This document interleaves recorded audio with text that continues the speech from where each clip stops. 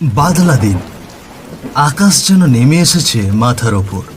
মেঘে ঢাকা চারিদিক, আর টিপ টিপ করে অনবরত বৃষ্টি পড়ছে। গ্রামের রাস্তা ফাঁকা, কাদা জলে একাকার। এরই মধ্যে গ্রামের রাস্তার মাথায় এক চায়ের দোকানে টিনের ছাউনির নিচে কাঠের বেঞ্চিতে বসে চায়ের কাপ হাতে তিন বন্ধু, গোপাল, রতন আর ভোলা। আর দোকানের ভিতরে লণ্ঠনের হলুদ আলোয় বসে চা বানাচ্ছে নিতাই কাকা। চারিদিকে ঘুটঘুটে অন্ধকার। বৃষ্টির মধ্যে চারিপাশে কোনো মানুষের সমাগম নেই। এরই মধ্যে হঠাৎ করে ছাতা মাথায় হেঁটে এসে চায়ের দোকানে ঢুকলেন কৃষ্ণ। চেহারাটা বেশ রোগাটে, বয়স ঠিক ধরা যায় না, চোখ জোড়া কোটরের ভেতর গাঁথা। সে এসে ছাতাটা নামিয়ে তাদের সামনে ঠাঁই দাঁড়িয়ে। কিরে, আজকে খেলতে যাবি না? তোরা যে চুপটি করে বসে চা খাচ্ছিস। খেলতে তো হবেই, আমিও তাই ভাবছি, কিন্তু এই বৃষ্টির মধ্যে খেলাটা হবে কোথায়? বাঁশবাগানের পাশে একটা ছাউনিওয়ালা মাচা আছে না? আজ তো মাঠে খেলা হবে না, চল ওখানে। ছাউনি আছে, ভিজবো না। তুই ঠিক বলেছিস, তাহলে আজ খেলা হচ্ছে। চল চল, তাহলে সেখানেই যাই আমরা। তিনজনেই চায়ের কাপে শেষ চুমুক দিয়ে কাপ রেখে কৃষ্ণের সঙ্গে হাঁটা দিল। কৃষ্ণ ছাতাটা খুলে মাথার ওপর ধরল। গোপালের হাতে কাঁপা কাঁপা আলো ছড়ানো টর্চ। বৃষ্টি বাদল অপেক্ষা না করে তারা চলতে থাকল। বৃষ্টির ফোঁটাগুলো ছাতায় ঝমঝম করে পড়ছে, মাঝে মধ্যে বিদ্যুৎ চমকাচ্ছে। এক মুহূর্তের জন্য চারপাশ যেন সাদা আলোয় ফেটে পড়ে, আবার অন্ধকারে ডুবে যায়। দূরে কোথাও গ্যাঙর গ্যাঙর শব্দে ব্যাঙ ডাকছে। তার ফাঁকি শোনা গেল একটা শিয়ালের হুক্কা হওয়া লম্বা টান। বুকের ভেতর ঠান্ডা স্রোত বয়ে দেয় এমন এক ডাক। এই শিয়ালগুলো এত রাতে কেন এমন ডাকে রে? ঠাকুরদা বলতো শুনেছি, কারো মৃত্যুর আগে নাকি এমন করে শিয়াল কুকুর কাঁদে। এই ধর, এইসব কথায় ভয় দেখাস না তো। তোর কথায় গাটা ছমছম করে উঠছে। হাঁটতে হাঁটতে ছাউনির নিচে পৌঁছে সবাই উঠল বাঁশের পুরনো মাচাটায়। কৃষ্ণ ছাতা ভাঁজ করে রাখলো পাশে। গোপাল ভেজা পায়ে মাচায় উঠে বসল। কৃষ্ণ তাসের প্যাকেট খুলে মুচকি হাসল। তার চোখে যেন কোনো গভীর রাতের অদ্ভুত আত্মবিশ্বাস। আজ একটু খেলবো অন্যরকম ভাবে। এই বাদলার রাতে হেরে গেলে চলবে না। তুই কি আজ কোনো ফাঁদ পেতে বসেছিস নাকি? হ্যাঁ, চল চল শুরু কর। দেখবি আমার হাতে আজ কিস্তিমাত। এক মুহূর্ত নীরবতা, তারপর হঠাৎ করেই বিদ্যুতের ঝলক, আর সঙ্গে কড়কড় শব্দে বাজ পড়ল মাচার পাশের গাছটার দিকে। তখন তারা এক মনে বসে তাস খেলছে।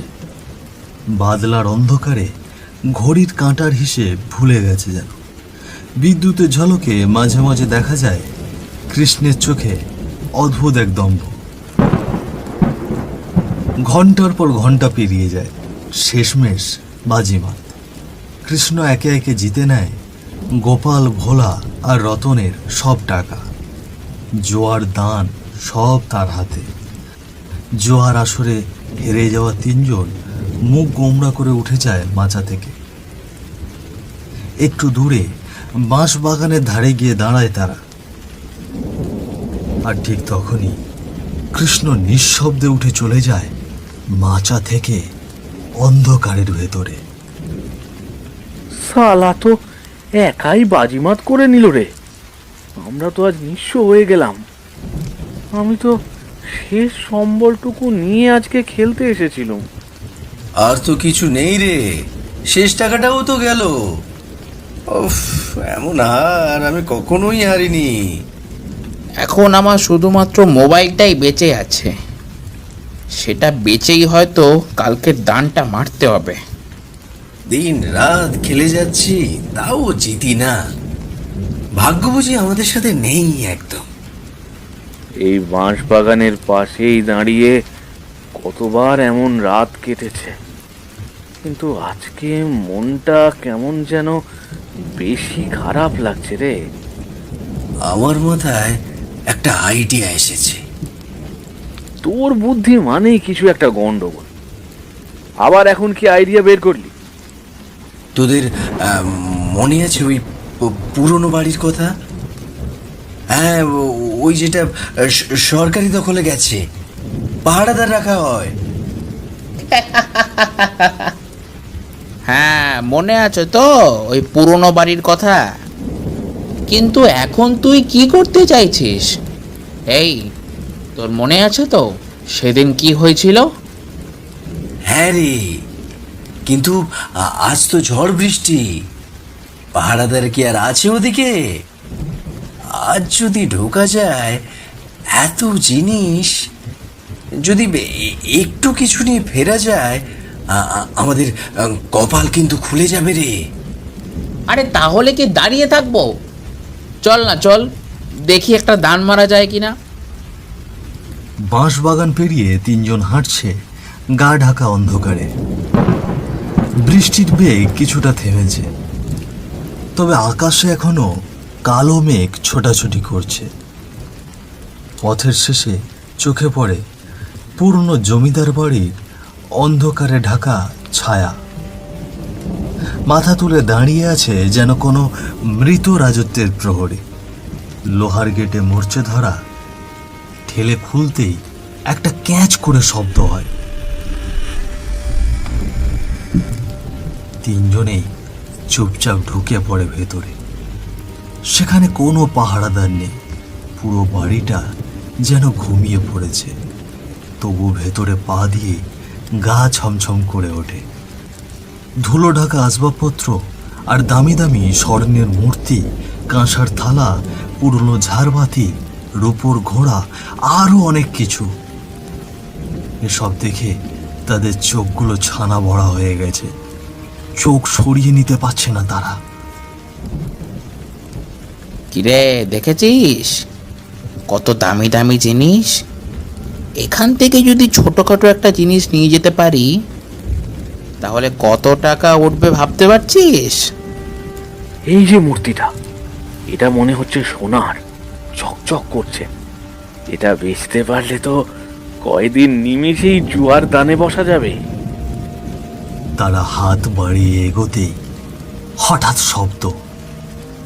ঝনঝন করে একটা গ্লাস মেঝেতে পড়ে যায়। সবাই চমকে উঠে দাঁড়িয়ে পড়ে। তারপরে একটা দরজার পাল্লা হালকা বাতাসে নিজে নিজে দুলে ওঠে। খটখট করে শব্দ হয় জানালার পাল্লা। হেই, তোরা দেখলি? আমিও দেখেছি রে, ওই দরজাটা আপনাদের নড়ে উঠলো যেন। আমি ওই ঘরটা একটা আওয়াজ শুনলাম রে, যেন কেউ হাঁটছে। তোরা এইদিকে থাক, আমি ওই ঘরটা একটু দেখে আসি। রতন কথা শেষ করে হাঁটা ধরল অন্দরমহলের দিকে। পুরনো অন্দরমহলে দম বন্ধ করা নিস্তব্ধতা, আর তার ভেতর দপ করে যেন একটা ছায়া কেটে গেল ঘরের এক কোণের পাশ দিয়ে।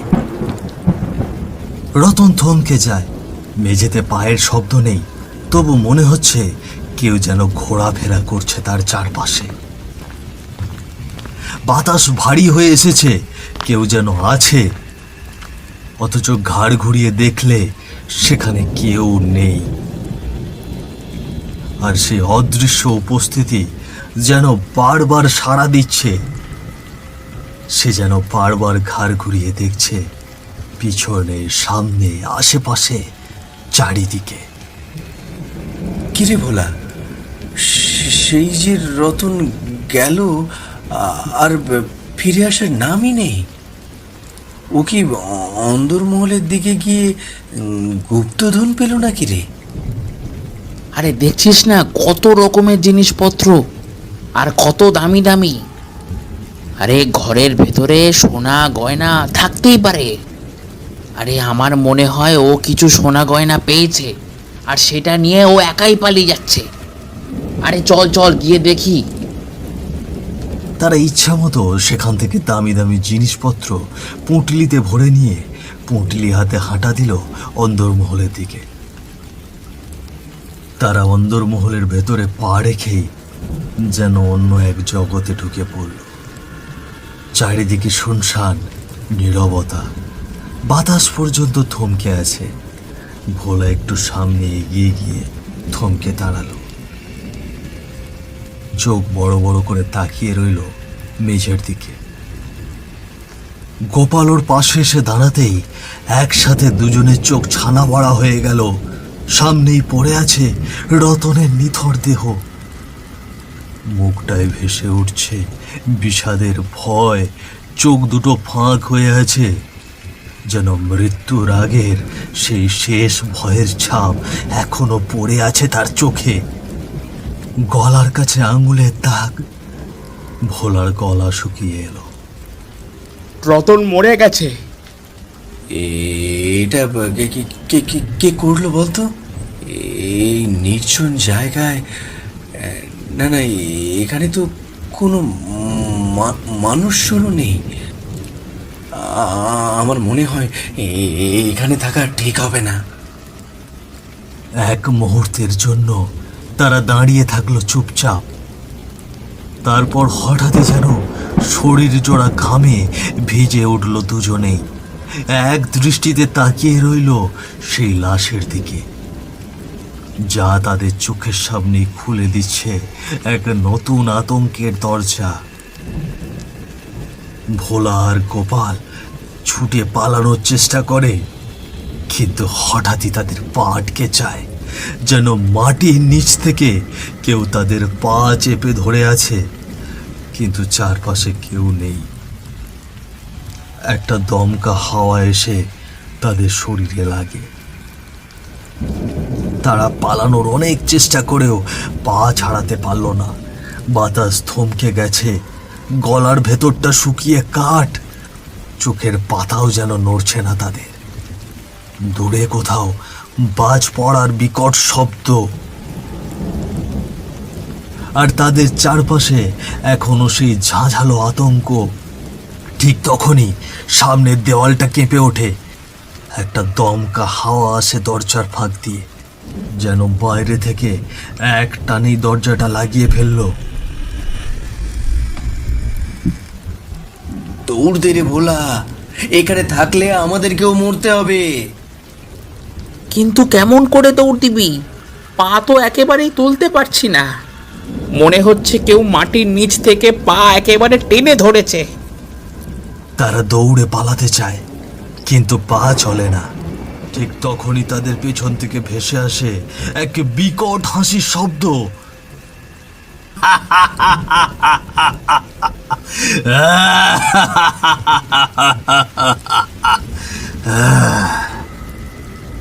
দুজন একসাথে ঘাড় ঘুরিয়ে তাকায়, কিন্তু কাউকেই দেখতে পায় না। ঠিক তখনই বারবার বিদ্যুৎ চমকে ওঠে। সেই আলো জানালা দিয়ে ঘরে এসে পড়ে। ঠিক সেই আলোয় তারা দেখতে পায় তাদের সামনে একটা অবয়ব দাঁড়িয়ে। তা দেখে তাদের গলা আটকে যায়, বুকের মধ্যে কাঁপুনি উঠে যায়। অবয়বটির মাথার এক পাশ থেঁতলানো, রক্ত চুইয়ে পড়ছে টপ টপ করে। একটা চোখ পুরো উপড়ে গেছে, আর একটা চোখ যেন বাইরে বেরিয়ে এসে ঝুলে পড়েছে গালে। চোয়াল একদিকে নেই, শুধু লালচে মাংস দেখা যাচ্ছে স্পষ্ট, আর দাঁতের সারি বেরিয়ে এসেছে।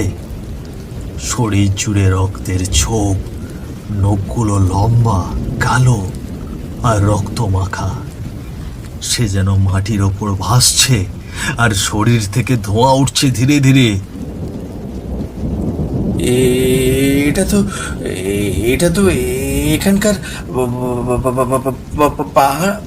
পাহারাদার ছিল। ভোলা কি করে এলো এখানে? ও তো সেদিন মরে গেছে।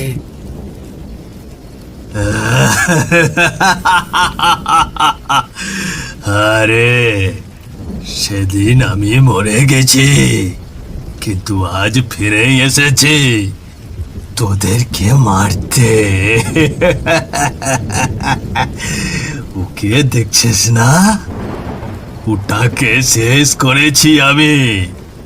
তোরাও এবার মরবি এখন।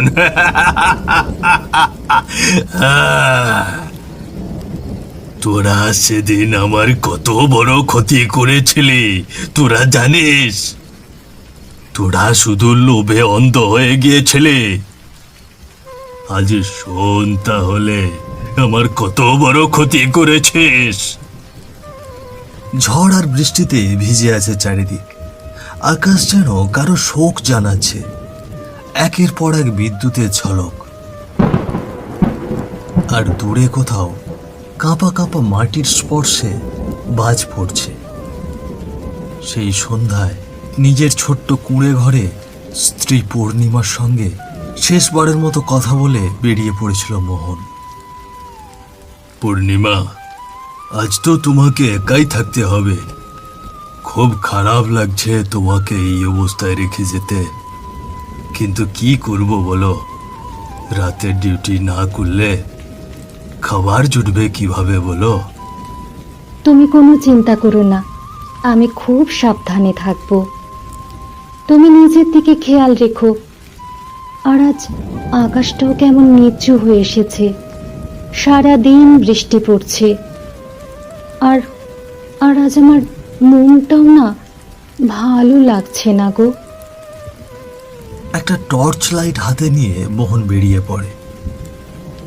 জমিদার বাড়ির পথে হাঁটতে হাঁটতে আকাশের গর্জন তার কানে বাজে। তারপরেও চোখে দায়িত্ব, সে এগিয়ে চলেছে। পুরনো জমিদার বাড়ি, এখন সেটি সরকারের অধীনে। বাড়িতে কেউ থাকে না, তবে এখনো ভেতরে আছে অগণিত মূল্যবান জিনিস। পুরনো দিনের চিত্রকর্ম, রত্ন, রূপো, কাঠের কারুকার্য করা আসবাব। তাই সরকার নিয়মিত পাহারাদার পাঠায়। সেদিন 3 জনের ডিউটি ছিল, কিন্তু বৃষ্টির কারণে আর কেউ এখানে আসতে পারেনি। মোহন একা ছাউনির নিচে চেয়ারে বসে, তার টর্চটা ধীরে ধীরে ঘোরায় চারিদিকে। বৃষ্টির ফোঁটা পড়ে টিনের ওপর ঝমঝম শব্দ করে। বৃষ্টির মধ্যে দূর থেকে শোনা যায় ব্যাঙের গ্যাঙর গ্যাঙর ডাক, একটা শিয়ালের ডাক। চুপচাপ নির্জন সেই প্রাসাদ। ঠিক তখনই বৃষ্টির ভেতর থেকে 3টে ছায়ামূর্তি মোহনের সামনে এসে দাঁড়ায়। কি দাদা, আজ তো একা একাই ডিউটি করছো দেখছি। এই শোনো না, আমাদের একটু ভেতরে যেতে দাও। এত জিনিসপত্র, এত মালপত্র পড়ে আছে, একটু নিয়ে আসি, আমরাও একটু খেয়ে বাঁচবো। তোমাকেও ভাগ দেব দাদা, কেউ জানবেও না। আমি কখনোই দেশের সম্পদের সাথে বেইমানি করতে পারি না। তোমরা যেই উদ্দেশ্য নিয়ে এখানে এসেছো, সেই উদ্দেশ্য নিয়ে এখান থেকে ফিরে যাও। এটা সরকারের সম্পত্তি। আমার কাছে এটা শুধু দায়িত্ব না, এটা আমার ধর্ম। আমার কোনো ভাগ লাগবে না। আমাকে যে টাকা দেওয়া হয় পারিশ্রমিক হিসেবে, সেটাতেই আমি খুশি। তাহলে তোকে তো মরতে হবে এখানে। চুপ করে না শুনলে তোকে মেরে ফেলবো। আমাকে মেরে ফেললেও আমি এই দেশের সম্পদ লুট হতে দেব না। এই কথায় রতনের চোখে জ্বলে ওঠে আগুন। আচমকা কোমর থেকে ছুরি বের করে একটা ধাক্কায় চালিয়ে দেয় মোহনের বুকের মাঝ বরাবর।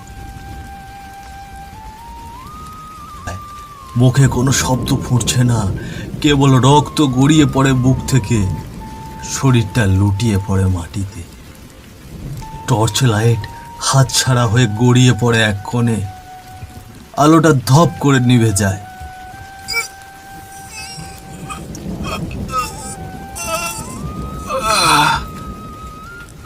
এই তুই কি করলি এটা? মেরে ফেললি একেবারে? এখন যদি কেউ দেখে ফেলে, ও সব শেষ। যা করবি দ্রুত কর, দ্রুত কর। এখান থেকে লাশ সরাতেই হবে, নইলে আমরা কেউ বাঁচবো না। আরে আমরাও ফেঁসে যাব। ওরা যখনই লাশটা ধরতে যায়, ঠিক তখনই পেছন থেকে ভিজে মাটিতে পা ফেলার শব্দ। চ্যাপ চ্যাপ করে ধ্বনি আসছে। কেউ আসছে রে, পালা, তোর জন্য মরতে হবে আবার দেখছি। তোরা ছুরি চালালে, তোরাই আমার প্রাণ নিলে। আর জমিদার বাড়ির 2 জন পাহারাদার আশায় টের পেয়ে তোরা আমার দেহ ফেলে রেখেই পালালি। তারাই আমার লাশ বাড়িতে পৌঁছে দেয়, আমার দাহ করায়। আর আমার গর্ভবতী স্ত্রী আমার লাশটা দেখে কাঁদতে কাঁদতে অসুস্থ হয়ে পড়ে। আমার স্ত্রীর আর আমার 4 কুলের কেউই ছিল না, আমরা দুজন আর ছিলাম। আমার সঙ্গীরা যারা আমার লাশ বাড়িতে নিয়ে গিয়েছিল, তারাই আমার দাহ করে। কিন্তু আমি তো মরে গিয়েও মরিনি। আমি রয়ে গেছি এই জমিদার বাড়ির রক্ত মাখা মাটির মধ্যে পাহারায়, যেন কেউ আমার দেশের জিনিসে হাত না দেয়। সেদিন আমার গর্ভবতী স্ত্রী ছিল ঘরে একা, তাকে আমি কথা দিয়েছিলাম ফিরে যাব। তোরাই আমাকে মেরে সেই প্রতিশ্রুতি ভেঙে দিলি, আমার ঘরের আলো নিভে গেল। আমার সন্তান জন্মাতে পারল না, আমার পরিবার, আমার জীবন সব শেষ করলি তোরা। তবু তোরা শান্তি পেলি না। আর আজ আবার এসেছিস এই ঘরে আমার দেশের ধন লুট করতে। আজ তোদেরকে আমি ছাড়ব না। আকাশে বজ্রপাত হয়, ঘর কেঁপে ওঠে। মোহনের আত্মা ছুটে আসে রাগান্বিত রূপে, লম্বা হাত বাড়িয়ে গলা চেপে ধরে। আজ তোদেরকে আমি শেষ করে দিব। তোরা হলি দেশের কলঙ্ক, তোদের বেঁচে থাকার কোনো অধিকার নেই। কথা শেষ করে এক মুহূর্তেই ঘাড় মোটকে মাথা থেকে আলাদা করে দেয়। তাদের রক্ত গড়িয়ে পড়ে ঘরের মেঝেতে। একে একে 3টে লাশ পড়ে থাকে সেখানে। দেশের সম্পদ, ইতিহাস আর সম্মান রক্ষা করতে মোহন নিজের প্রাণ বিসর্জন দিয়েছিল। সে হয়তো একজন সাধারণ পাহারাদার ছিল, কিন্তু তার সততা আর সাহস ছিল অতি মানবিক। আমাদের প্রত্যেকেরই উচিত এমন আত্মত্যাগী মানুষদের থেকে শিক্ষা নেওয়া, কারণ সত্যিকারের দেশপ্রেম কখনো কোনো ইউনিফর্মে নয়, থাকে হৃদয়ের ভেতর।